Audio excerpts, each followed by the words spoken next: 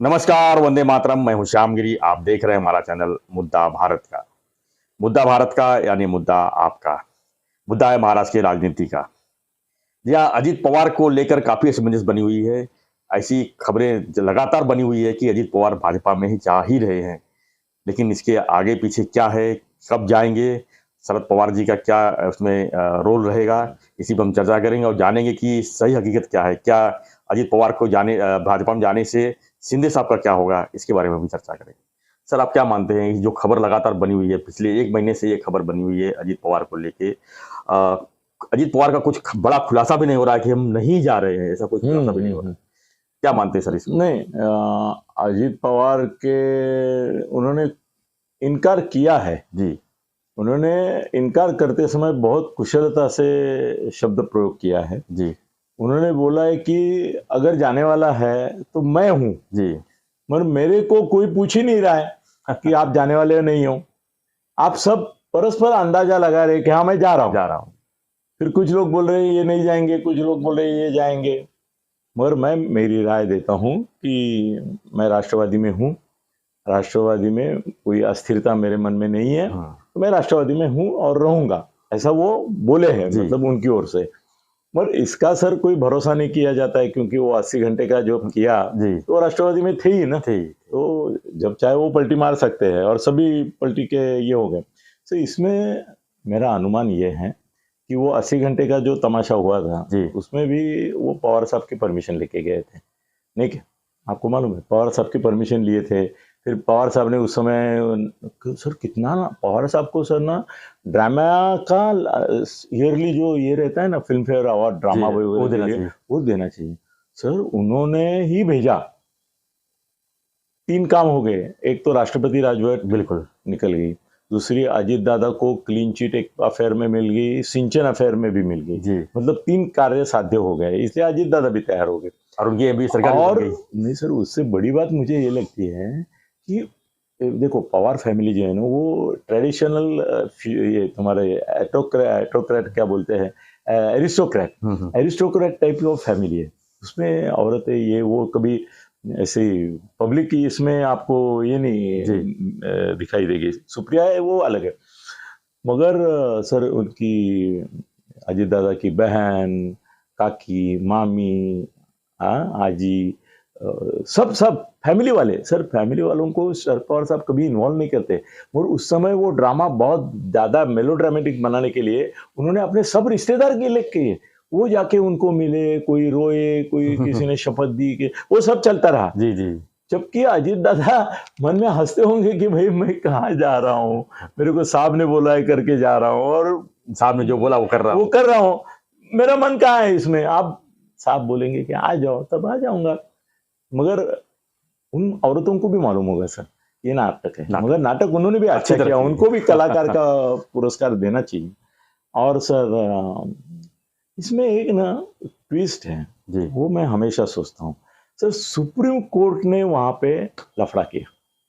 Supreme court अगर ये नहीं बोलता था कि भाई ये ओपन वोटिंग करो, वो अगर मान्यता देता था कि उनका अनुमान नहीं था कि गुप्त वोटिंग करो, तो फिर वो जीत भी जाते थे और उनके ऊपर कोई ठप्पा भी नहीं लगता था, जीत जाते थे, बिल्कुल पक्का जीत जाते थे। तो सुप्रीम कोर्ट ने घोड़ कर दिया। अभी वो क्यों किया, इसके कहने पे किया, वो भी इसकी भी सर बात हो सकती है। इसकी भी बात कि शायद, क्या हम अभी कितना भी सुप्रीम कोर्ट की सुप्रीमेसी और इंडिपेंडेंस का बात करते हैं तो भी दिखाई देता है, कभी ना कभी तो इन्फ्लुएंस होता है। तो क्या ऐसा हो गया कि अजीत दादा के साथ ये गवर्नमेंट बनाने के बाद जी दिल्ली के जो शहनशाह और शाह है जी, उन्होंने ये सोचा होगा कि अभी इनका तो ये भी होना चाहिए, डिमोरलाइजेशन भी होना चाहिए और ये एक्सपोज होने चाहिए।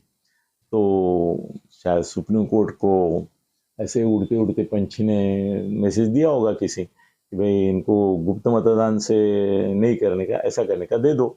उन्होंने दे दिया। सर वो जैसे ही दिया ये प्रॉब्लम में आ गए और फिर वो रिजाइन नहीं करना पड़ा उनको। तो इसमें सर बदनामी हुई फडणवीस साहब की। जी बिल्कुल।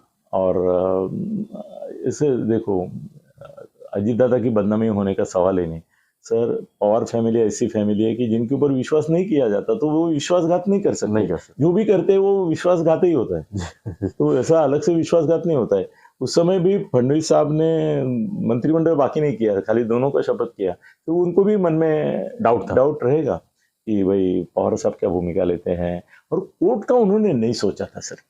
मैंने जिन जिन लोगों से बात की वो बोले कोर्ट का निर्णय गलत कैसे गया अभी तक हमारे समझ में नहीं आता कि कहाँ से चाबी घूमी। तो चलो छोड़ो, वो बात 80 घंटे पुरानी हो गई। हाँ। पुरानी होगी सर। अभी कैसा है ना कि पवार साहब ने जो 4-5 चीजें की वो बीजेपी के अनुकूल की।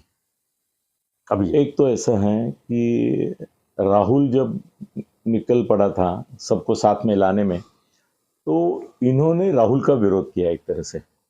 और राहुल जो बोलेगा वो होगा देश में और सब अपोजिशन मानेगी, ऐसा नहीं है। नहीं। ये मैसेज उनको देना था कि राहुल के खिलाफ भी हम बोल सकते हैं।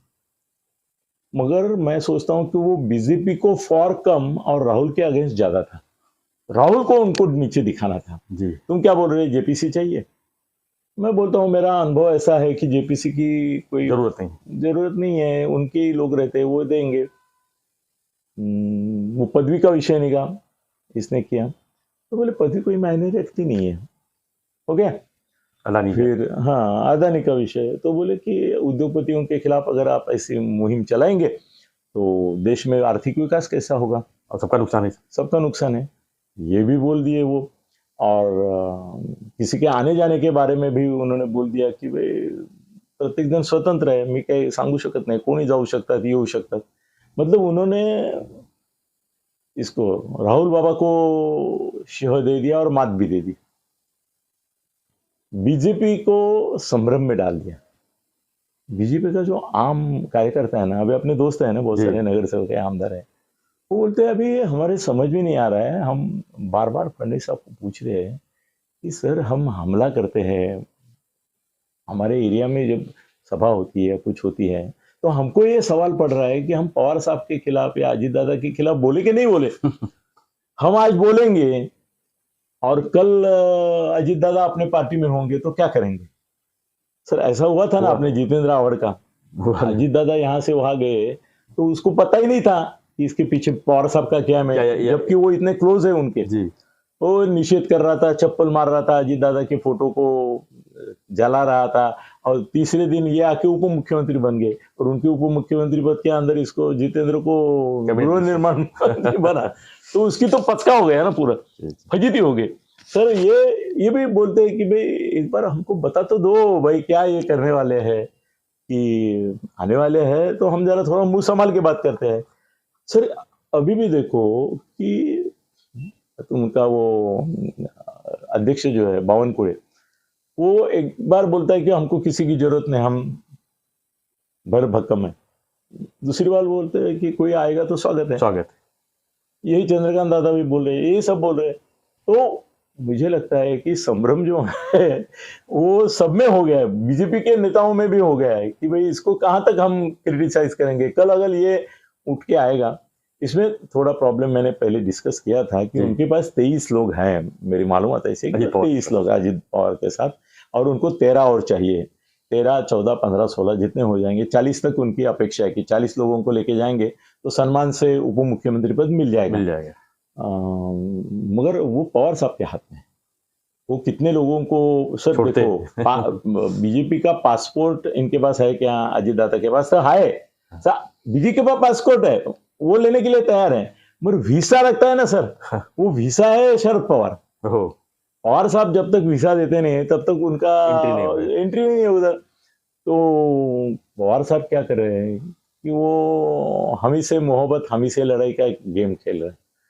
उनको मालूम है कि हम इस तरह का संभ्रम रखेंगे तो बीजेपी का जो आक्रमण है वो कम हो जाएगा। सर देखो अभी ये तुम्हारा इसके खिलाफ चल रहा है ना, मुस्लिम वो कोल्हापुर का, जिसके खिलाफ अभी उसको नोटिस निकाली है ईडी ने आने के लिए, ये हसन मुशरिफ। तो हसन मुशरिफ के ऊपर कार्रवाई चालू है। और अभी तक उसको अरेस्ट नहीं किया है। सर अगर ये बीजेपी और इनके समझौते की बातें चली तो कोर्ट उसको तारीख देता रहेगा, मत करो मत करो मत करो, और ईडी भी इंसिस्ट नहीं करेगी, उसको ऐसे ही रख देंगे। तो अब पवार साहब चाहते हैं कि ये एक्शन कम हो जाए या नहीं हो। अभी देखो कि जैसी बातें शुरू होगी कि ये बीजेपी में जाएंगे, वैसा तुरंत पहला जो आरोप पत्र दाखिल हुआ उसमें उनका नाम नहीं है, दूसरे में भी नहीं होगा बोलते हैं। तो उन्होंने ऐसी ढील देके रखी है उन्होंने कि भाई देखो आपको भी चॉइस है, आना है तो आ जाओ प्यार से, नहीं तो हम डर से कुछ जो करना है वो करेंगे। अब पवार साहब के लिए प्रॉब्लम ये है कि वो बीजेपी के साथ ओपनली नहीं जा सकते, क्योंकि वो एक नेशनल लीडरशिप का उनका जो हवा है वो बना के रखना है, और सुप्रिया को भी मान्य नहीं है ये। और वो चाहते हैं कि भाई अगर कुछ दाव उल्टा पड़ गया, मतलब चित भी पेरी पट भी मेरी, अगर बीजेपी का आ गया तो अजीत दादा है ही उधर, और नहीं आया तो मैं हूं इधर। बिल्कुल सर बिहार में मैं गया था तो वहां देखा कि बाप एक पार्टी में, दो बेटे हैं तो दो अलग अलग पार्टी में, ऐसा देखा था। तो मैंने उनको पूछा था, वो बोले नहीं, किसी भी पार्टी की राज आए तो हमारा कोई ना कोई मंत्री बनता है। तो यही ये बात कर रहे हैं। मेरे को लगता है कि पवार साहब ने भी अजीत दादा को बोला होगा कि देख तेरी मन ही मन में एंगेजमेंट मैंने करके रखी है, मगर शादी के लिए टाइम है, तू जरा राह देख और तब तक तू खिलाफ मत जा। जी। तो सर अजीत दादा के भी सौम्य है स्वर, वो खिलाफ नहीं जा रहे हैं, वो फडणवीस को ये कर रहे हैं, संभाल रहे हैं। अभी वो जैसे विधानसभा में उन्होंने सवाल पूछा कि अमृता बहनी का क्या है, इनको मौका मिल गया जो तय करके ही हुआ था। तो फडणवीस और इनका ये है। अब मेरे को लास्ट में एक ही मुद्दे की चर्चा करनी है, जो लोग अलग अलग तरीके से बोल रहे हैं, मैं अलग तरीके से बोलता हूँ कि शिंदे साहब का क्या होगा। क्योंकि कुछ लोग जो है चम्मच, वो ऐसा बात कर रहे हैं कि अजीत दादा मुख्यमंत्री करके आएंगे। ऐसा ही बोल रहे हैं सर, कुछ भी, हर एक चैनल आपने अपने दिमाग लड़ा रहे हैं। पर शिंदे साहब को सर अमित शाह ने प्रॉमिस किया है कि तुम 2.5 साल ये तो रहोगे, पर इलेक्शन में आपका ही चेहरा होगा। और अमित शाह और अभी फडणवीस साहब ने डिक्लेयर भी किया है। हाँ, और परसों तो फडणवीस साहब ने भी डिक्लेयर किया, क्योंकि उनको मालूम है अमित शाह ने इनको प्रॉमिस किया है। तो किसी भी हालत में इनका मुख्यमंत्री पद नहीं जाएगा, ये उप मुख्यमंत्री हो सकते हैं। सर इतने बड़े बड़े खाते हैं, उनमें से एक इनको दे देंगे, कोई फर्क नहीं है। तो वो आएंगे तो उप मुख्यमंत्री बनेंगे, मुख्यमंत्री नहीं बनेंगे, एकनाथ शिंदे बने रहेंगे। और उनको भी अच्छा है ना सर, आगे इलेक्शन जो है उसमें अगर ये भी आघाड़ी हो गई एक तरह से, शिवसेना भी है, बीजेपी है, और राष्ट्रवादी का एक धड़ा है उसमें, तो अगर 3 वो और 3 ये, उबाठा, राष्ट्रवादी पवार साहब और कांग्रेस यहाँ की, और ये 3 सर टक्कर बराबरी का रहेगा। लोकसभा चुनाव में उनको पूरा रिजल्ट चाहिए महाराष्ट्र से। लोकसभा में सर अभी उनकी जो रियल फैक्ट बता रहे लोग, वो 35 बता रहे हैं, जो 42 से गिर के 10-12 गिर रहे हैं। तो वो अगर पवार साहब अजीत दादा अगर साथ में आ गए तो सब पवार साहब भी वीक पड़ते हैं जी। लोग बोलेंगे कि अजीत दादा को तो अपने आगे भेज दिया। 40+ इजीली हो जाएगा। सर सिर्फ अभी मैं 35 का आंकड़ा लोगों से सुन रहा हूँ, मेरी मन की बात नहीं है, तो 40 तक जा सकते हैं। तो बड़ा 8 जगह विरोधियों को जाएगा। मतलब भाजपा को लोकसभा के लिए जरूरत है, तो वो मिल जाएगा। तो सर ये अजीत दादा का है ना, अभी वो त्रिशंकु है, स्वर्ग वाले भी नहीं ले रहे, पाताल वाले भी नहीं ले रहे, वो ऐसा अधर में लटका है। पर जल्द ही मेरे को लगता है कि पवार साहब उनको हाथ ऐसा जो पकड़ा है कि नहीं जाने का छोड़ देंगे और ये टुक करके भाजपा में गिर जाएंगे। देखते हैं क्या होता है। धन्यवाद। तो हम चर्चा कर रहे थे अजीत पवार को भाजपा में जाने को लेकर, असमंजस को लेकर हम चर्चा कर रहे थे। हमारी जो चर्चा था आपने देखा होगा, आप क्या मानते हैं, आपकी प्रतिक्रिया क्या है, हमें कमेंट बॉक्स लिखिए। और हमारा जो रिक्वेस्ट है, अगर आपने चैनल सब्सक्राइब नहीं किया है तो सब्सक्राइब कीजिए और बने रहिए हमारे साथ, देखते रहिए हमारा चैनल मुद्दा भारत का। धन्यवाद। जय हिंद, जय महाराष्ट्र।